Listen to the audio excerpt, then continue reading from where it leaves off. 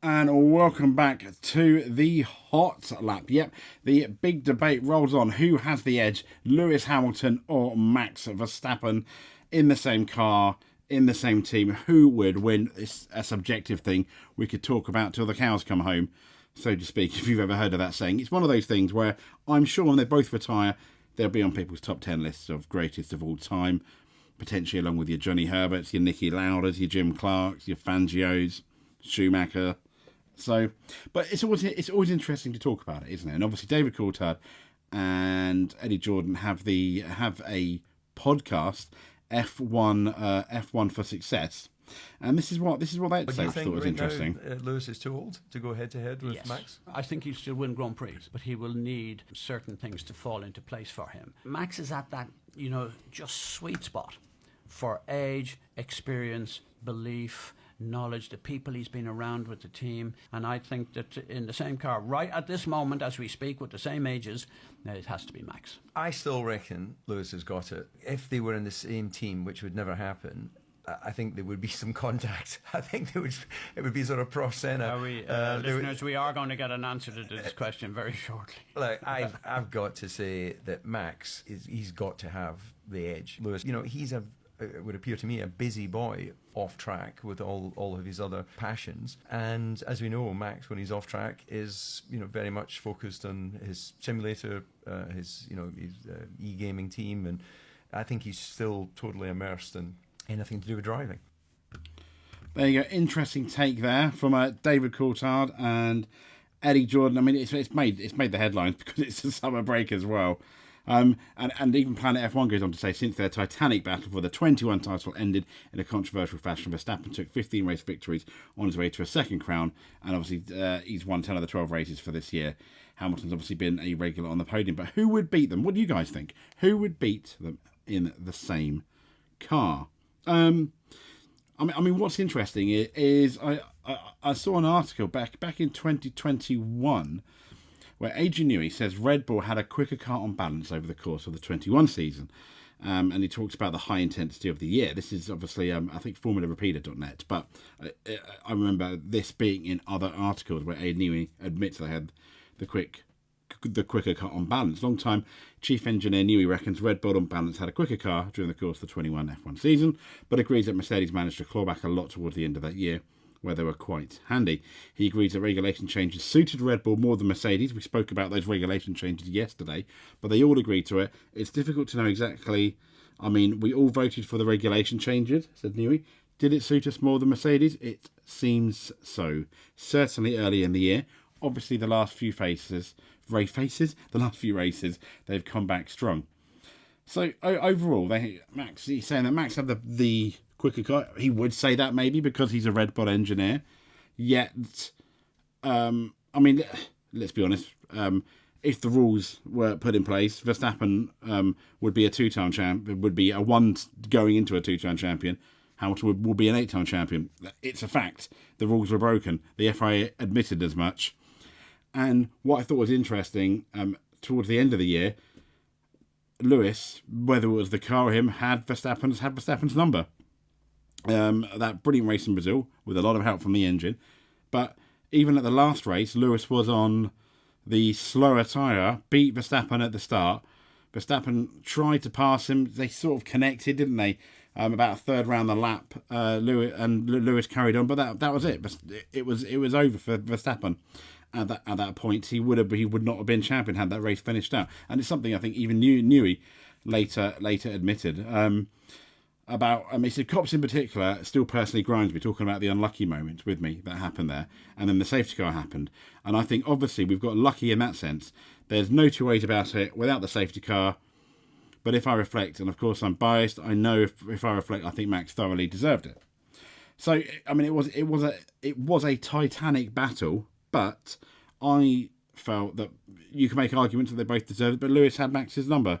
And until obviously the whole safety car incidents, but Max now has been absolutely seamless from 22 to 23. The big caveat. Everyone seems to contact me when I'm recording these. But the big caveat to this is we have not seen Max in another 2021 epic title battle where it's maximum pressure, as Mika Hakkinen would say, maximum attack. And I think we need to see that to help with that argument, who is better, Max or Lewis. Toss a coin, maybe. could be more accurate. But once again, this is really subjective. Both have their strengths and weaknesses. Maybe one day we'll definitely go into it. So, I mean, yeah, it's interesting. It's interesting, isn't it? Who would win in the same car? Because I do think if Max went to Mercedes, Lewis would win hands down. He's used to Mercedes, the car and the team. The same with Red Bull. Lewis goes to Red Bull. Max is going to have it there. I don't think Max would have it as easy as he does with Perez, with Lewis there.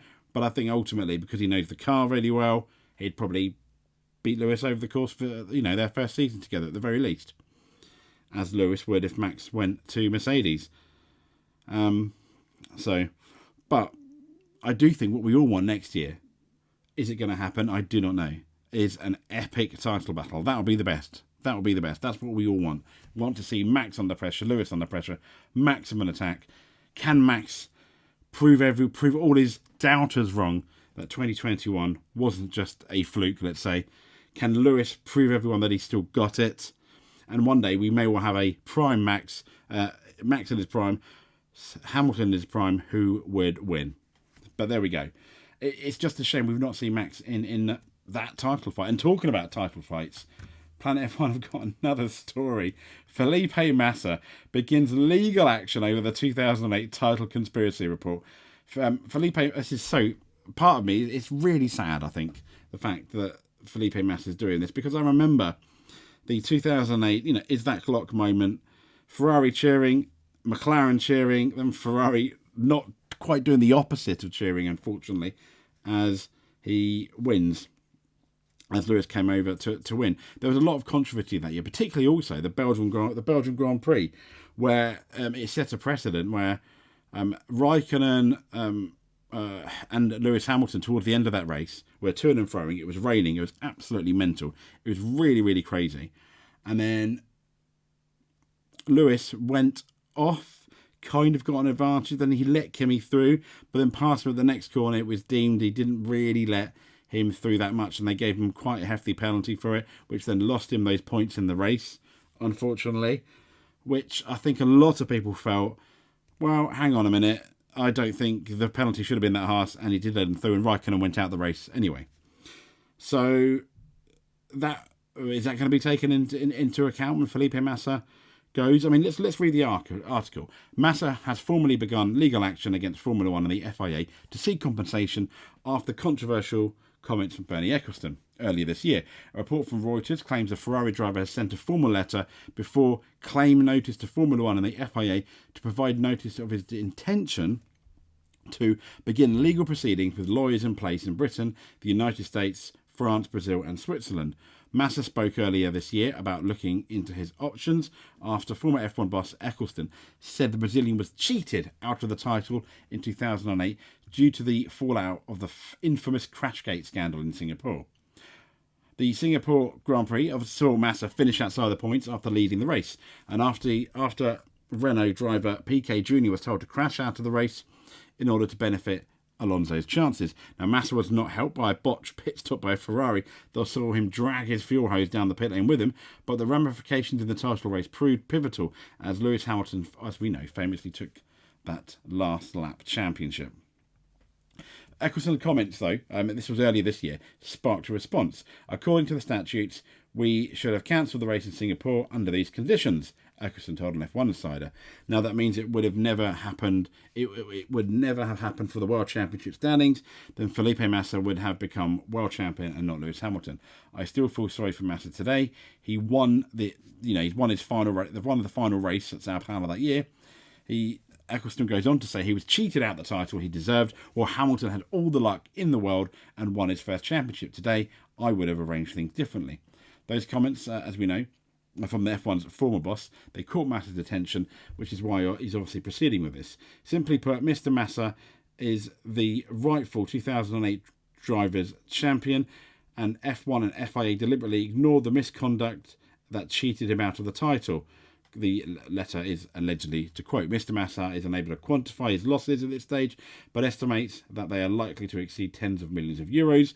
This amount does not cover the serious moral and reputational losses suffered by Mr. Massa. Oh, no. What's going to be interesting in this, in a way, is if this... I don't think it's going to go through at all, okay?